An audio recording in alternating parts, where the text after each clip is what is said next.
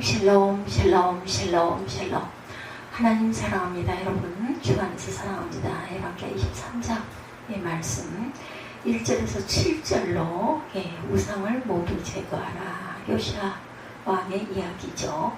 23장 1절에 왕이 보내 유다와 예루살렘의 모든 장로들을 자기에게로 모으고 이렇게 시작을 합니다. 23장 1절에 보면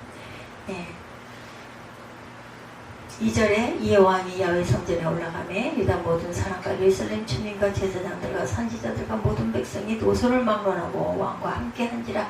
왕이 야훼 성전 안에서 발견한 언약책의 모든 말씀을 읽어 무리의 귀에 들리고 왕이 다리에 서서 야훼 앞에서 언약을 세우되 마음을 다하고 뜻을 다하여 야훼께 순종하고 그의 계명과 법도와 율례를 지켜 이 책에 기록된 언약의 말씀을 이루게 하리라 하며 백성이 다 그 언약을 따르기로 하니라.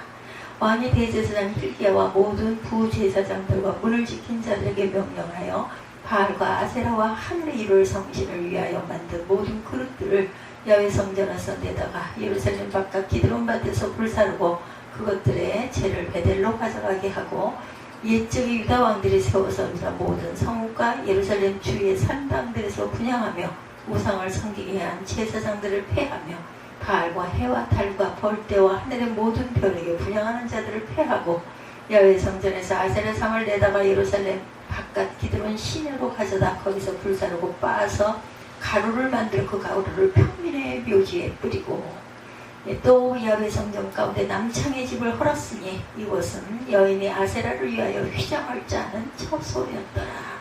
이렇게 증거하고 있습니다. 북왕국 이스라엘이 망한 후에 주전 7세기 8살이라는 어린 나이에 남왕국 유다의 왕이 된 요시야가 매우 특이한 인물로 등장이 되죠. 성경은 그 어떤 인물인가 하는 것을 분명하게 밝힙니다. 요시야와 같이 마음을 다하며 뜻을 다하며 힘을 다하여 모세의 모든 율법을 따라 야훼께로 돌이킨 왕은 요시야 전에도 없었고 후에도 그와 같은 자가 없었더라. 23장 25절이죠. 그는 아버지인 아몬 왕과는 대조적으로 그 어린 나이 때부터 야훼 보시기에 정직하게 행동했다고 기록되어 있어요. 정직한 요시야 왕은 성전을 보수하고 관리하는 일에도 유난히 관심이 많았던 것 같습니다. 그렇기 때문에 그는 26살 때 서기관 사반을 대제사장 hil기야에게 보내 부서진 성전을 수리하게 합니다. 그런데 대제사장 hil기야가 사반에게 성전에서 율법책을 발견했다고 말하고 그 책을 읽어줍니다. 그러자 사반은 왕에게 돌아와 그와 같은 사실을 보고하고 왕의 앞에서 그 율법책을 읽어요. 그러자 왕이 어떤 반응을 보여요? 곧 옷을 찢습니다.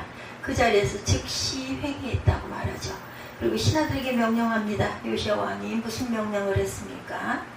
보니 22장 13절에 보니까 증거하고 있어요. 22장 13절. 너희는 가서 나와 백성과 온 유다를 위하여 이 발견한 책의 말씀에 대하여 야훼께 물으라. 우리 조상들이 이 책의 말씀을 듣지 아니하며 이 책에 우리를 위하여 기록된 모든 것을 행하지 아니하였으므로 야훼께서 우리에게 내리신 진노가 크도다. 이렇게 말씀하고 있어요. 진노가 크도다.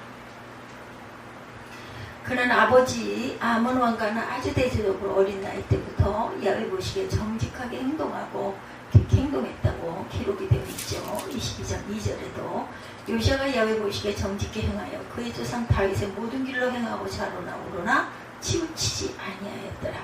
요시야 왕이 18째 왕이 무슬람 선자 아살리야의 아들 서기관 사반을 야훼 성전에 보내며 이르되 너는 대제사장 hil기야에게 올라가 백성이 야훼 성전에 드린 곧 문지킨 자가 수납한 은을 계산하여 야훼 성전을 맡은 감독자들의 손에 넘겨 그들이 야훼 성전에서 있는 작업자에게 줘 성전에 부서진 것을 수리하게 하되 곧 목수와 건축자와 미장이에게 주게 하고 또 제목과 다듬은 돌을 사서 성전을 수리하게 하라. 이렇게 얘기하고 있죠. 또한 이렇게 유다를 위하여 발견한 말씀의 책에 대해서도 야훼께 물으라. 13절에 이렇게 말을 하는 거죠. 너희는 가서 이렇게 시작합니다. 과연 여선지 훌다는 요시야 왕이 궁금하게 생각하는 것을 분명하게 증거해 주죠. 먼저 유다 백성들에게 율법책에 있는 말대로 야훼께서 재앙을 내리실 것이다. 이렇게 말합니다. 그 까닭은 백성들이 하나님을 버리고 다른 신에게 분향하고 그들의 손의 모든 행위로 야훼를 경노하게 하였기 때문이다. 그러나 율법책의 말씀을 듣고 겸손하게 회개한 요시야 왕은 평안히 죽고 재앙을 보지 않을 것이다. 분명히 말하죠. 그래서 요시야 왕이 어떻게 해요? 우리는 여기서 참으로 놀라운 모습을 보게 됩니다. 우리에게도 이런 지도자가 있었으면 얼마나 좋을까 그런 생각이 들죠. 모름지기 올바른 지도자라면 이렇게 행동을 해야 하지 않겠나. 왕은 백성의 지도자들을 자기에게 모아요. 그리고 그들과 함께 야훼 성전에 올라갑니다. 유다 모든 사람과 예루살렘 주민과 제사장들과 선지자들과 모두 백성이 노소를 막론하고 다 왕과 함께 했다고 기록되어 있어요. 거기서 요시야 왕은 성전에서 발견한 언약책의 모든 말씀을 읽어줍니다.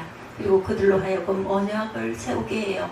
마음을 다하고 뜻을 다해 야훼께 순종하고 그의 계명과 법도와 율례를 지켜 그 말씀을 이루도록 굳게 언약을 맺도록 하죠.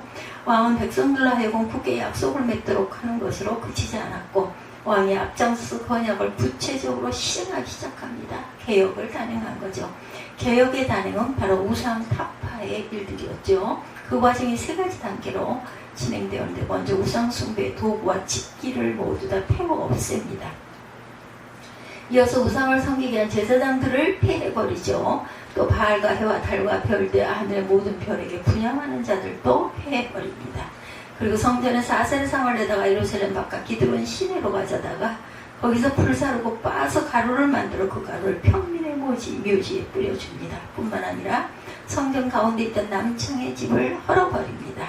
오늘 우리가 경험하는 우리 지도자들은 과연 어떻습니까?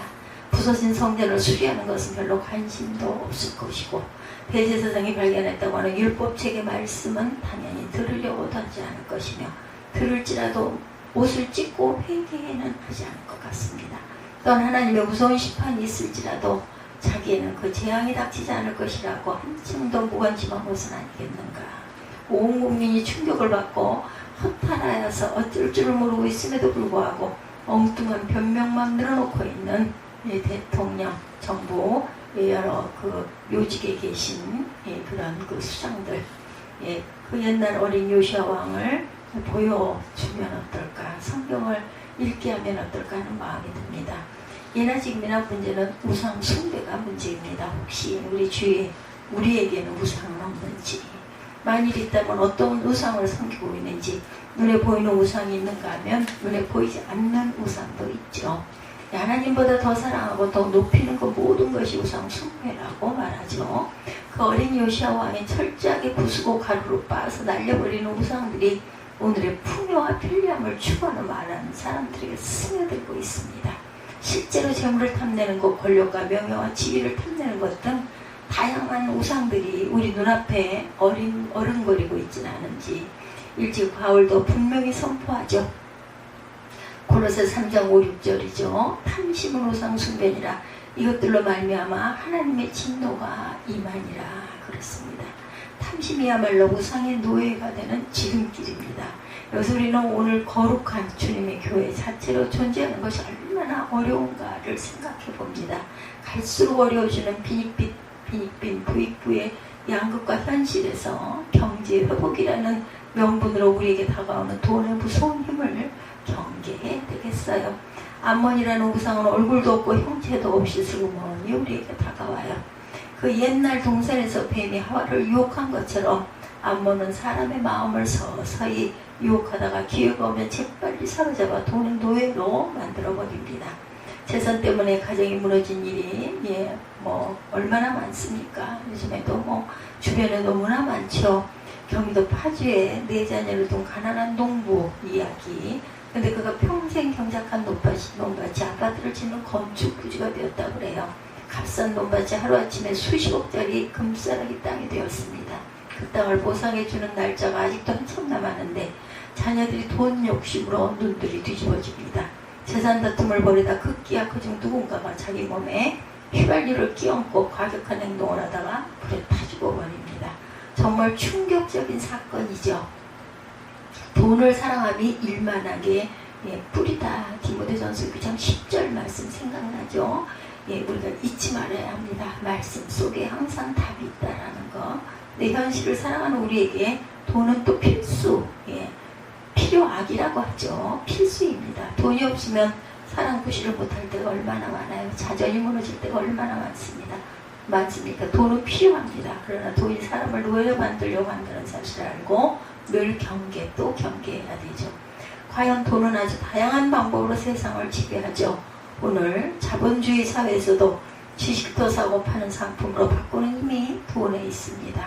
사람을 사람으로 인식하지 못하게 하고 사람을 상품 가치로 따지게 하는 힘이 돈에게 있지 않습니까? 축구선수 아무개 몸값이 얼마냐, 골프선수 누구의 1년에 돈을 얼마나 많이 버느냐, 이런 얘기 참 많죠. 사람의 가치를 돈으로 매기는 것이 오늘의 현실의 잣대이기도 합니다. 현실적으로 돈은 필요하지만 그럼에도 불구하고 돈의 노예가 되어서는 결코 안 된다는 사실을 분명히 잊지 말고 기억해야겠다. 그 옛날 풍요의 신 바알이 사람들을 지배했던 것처럼 돈과 권력은 또 다른 우상으로 오늘 이 세상을 지배하려고 하고 있어요. 하나님 아닌 것을 사랑하고 섬기는 것은 복된 삶이 아니고 화라는 것을 분명히 알아야 한다. 우상숭배는 멸망에 이르는 지름길이라는 사실을 잊지 마십시다. 그 옛날 요시야 왕이 그랬던 것처럼 늦기 전에 모든 우상을 말끔히 제거하고 오직 주님만 사랑하고 섬김으로 말미암아 마침내 그 주님이 주시는 생명의 멸관을 상급으로 받는 복된 저와 여러분 주님의 제자들이 다 되기를 주님의 이름으로 축복합니다.